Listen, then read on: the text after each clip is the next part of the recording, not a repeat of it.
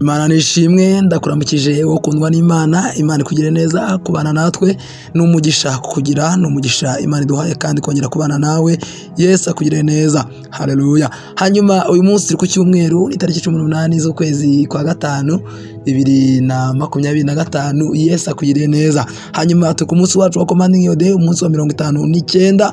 Uyu munsi tugomba gusoma hano muri Zaburi. Turasoma muri Zaburi ni ibice cya mbere, turasoma umurongo wa 6 wonyine. Birambwira ngo kuko Uwiteka azi inzira y'abakiranutsi, ariko inzira y'ababi Uwiteka azarimbuka, cyangwa se inzira y'ababi izarimbuka. Reka nkubwire, Uwiteka arakubwiye ngo inzira y'abakiranutsi Uwiteka arayizi, arayubaha.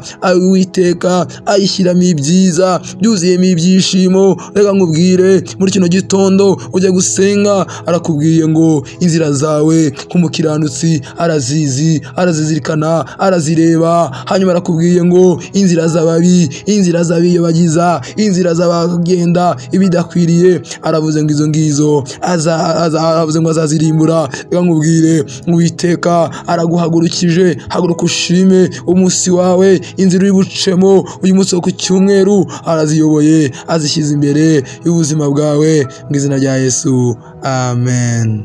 Umunsi wararinzwe, Uwiteka Imana ari kumwe nawe. Ndagukunda cyane, amen.